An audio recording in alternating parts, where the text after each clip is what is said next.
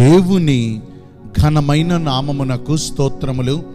ఈ వాగ్దానమును వింటున్న మీకందరికీ మన ప్రభువును ప్రియ రక్షకుడైన యేసుక్రీస్తు నామములో శుభములు, మా హృదయపూర్వకమైన వందనములు.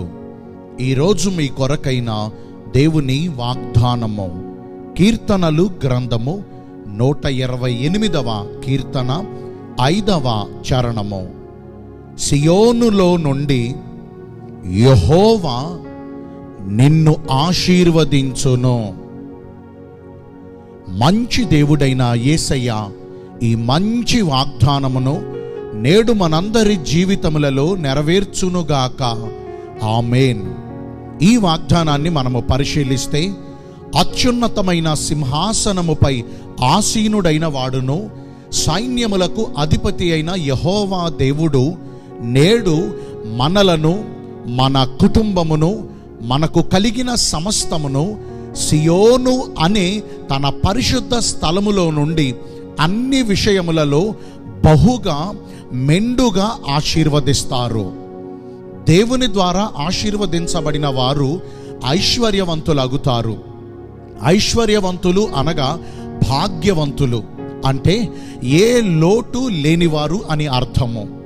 మన ప్రభువైన యేసయ్య తన గుప్పిలిని విప్పి సమస్త జీవకోటిని పరిపాలించుచు ఏ సమయమునకు ఏ ప్రాణికి ఏది అవసరమో ఆ ప్రతి ప్రాణి అక్కరను తీర్చగలిగిన సర్వశక్తిమంతుడు.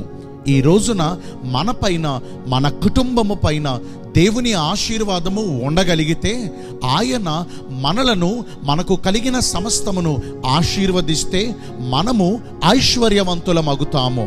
అంటే ఏ లోటు, ఏ కరువు, ఏ ఇబ్బందులు లేని వారమగుతాము. మన పరిస్థితులను ఆయన ఆశీర్వదించి మిగులుగా వర్ధిల్లజేస్తారు. సమృద్ధిని మనకు దయచేస్తారు. తృప్తికరమైన జీవితమును ప్రభు మనకు అనుగ్రహిస్తారు. ఆయన ఆశీర్వాదం కొరకు మనము కష్టపడితేనో, మనము ప్రయాసపడితేనో, నరుల ప్రయాసము ద్వారా దేవుని ఆశీర్వాదం మన మీదకు రాదు. వచ్చిన ఆశీర్వాదం ఎక్కువగా కాదు. దేవుడు మనలను ఆశీర్వదిస్తే మనము ఈ లోకములో ఉగ్రత దినమందు దాచబడి, శ్రమకాలమందు ఎత్తబడే గుంపులో చేర్చబడి, 7 ఏండ్ల గొర్రెపిల్ల పెండ్లి విందులో ఆనందిస్తూ, 1000 ఏండ్ల నీతి పరిపాలనలో తండ్రితో కూడా అధికారమును చేస్తూ యుగ యుగములు ఆయనతో కూడా జీవించే నిత్య రాజ్యమునకు, అంటే ఆ పరలోకమునకు వారసులమవుతాము. దేవుడు మనందరినీ ఆశీర్వదించున్నట్లుగా మొదటిగా పిన్నలనేమి పెద్దలనేమి మనమందరమును యెహోవా దేవుని యందు భయభక్తులు కలిగి ప్రవర్తించాలి. ఈ రోజుల్లో చాలామందికి దేవుడంటే భయం ఉందండి. వారు ఏ పని చేయాలన్నా, ఏ మాట మాట్లాడాలన్నా, ఎలా నడుచుకోవాలన్నా, నా దేవుడు నన్ను చూస్తున్నాడు, అమ్మో నా దేవుడు నాకు తీర్పునిస్తాడు అని భయపడుతున్నారు. కానీ విచారకరమైన విషయం ఏంటంటే, భక్తి చేయలేకపోతున్నారు. వారము దేవుని సన్నిధికి వచ్చి ఆరాధనలో పాల్గొనలేకపోతున్నారు. ఆదివారం పూట కూడా విస్తారమైన పనులు పెట్టుకుంటున్నారు. ప్రతిరోజు ఇంటి దగ్గర ఉండి చేయవలసిన కుటుంబ ప్రార్థనలను వాయిదాలు వేస్తున్నారు. అనుదిన ప్రార్థనలు మానివేస్తున్నారు. ప్రతిరోజు స్తుతియాగము అర్పించుట మానివేస్తున్నారు. అంటే ఒక్క మాట మనకు అర్థం అవ్వాలంటే, భయపడుతున్నారు కానీ భక్తి చేయట్లా. మరి కొంతమంది ఉన్నారండి, వారు కావలసినంత భక్తి చేస్తారు. ప్రతిరోజు కుటుంబాలలో భక్తి చేస్తారు.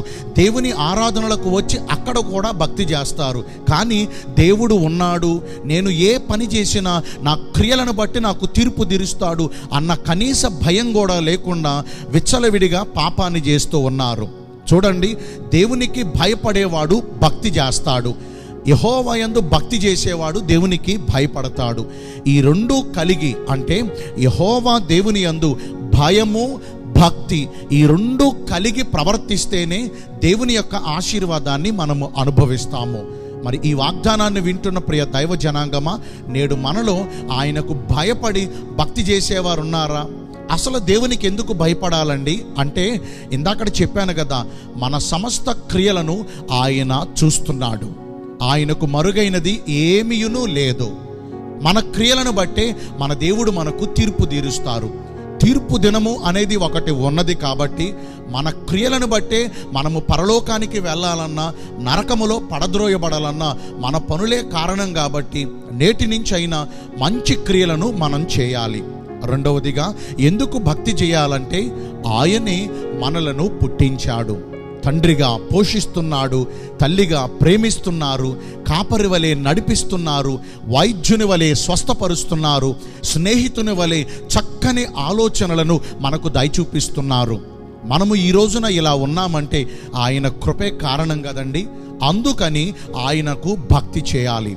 మరి నేటి నుంచి అయినా ఈ రెండు కలిగి, అంటే యెహోవా దేవుని యందు భయము భక్తి కలిగి ప్రవర్తిస్తే నిశ్చయంగా దేవుడు మనలను ఆశీర్వదిస్తారు.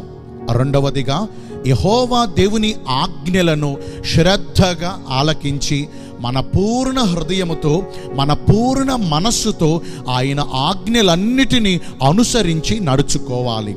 భక్తుడైన అబ్రాహామును దేవుడు పిలిచినప్పుడు ఆ పిలిచిన పిలుపునకు లోబడ్డాడు. దేవుడు తనతో చెప్పిన ప్రకారమే జీవించాడు. కాబట్టే యెహోవా అన్ని విషయములలో అబ్రాహామును మెండుగా ఆశీర్వదించారు. మరి ఈ రోజున దేవుని మాటను విని ఆయన చిత్తానుసారమైన భక్తిని మనము చేయగలుగుతున్నామా?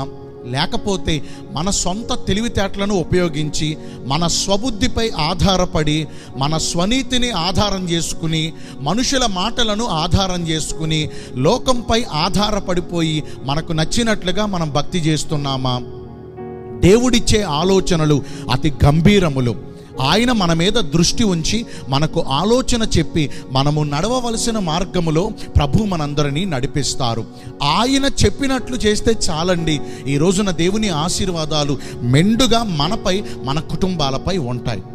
ఈరోజు వాగ్దానములో మనం తెలుసుకున్నాం, యెహోవా దేవుని యందు భయభక్తులు కలిగి ఆయన ఆజ్ఞలను శ్రద్ధగా ఆలకించి ఆయన త్రోవలలో నడుచుకుని వారందరిపై యెహోవా ఆశీర్వాదం మెండుగా కుమ్మరించబడుతుందని. ఇక ఆలస్యం ఎందుకండి?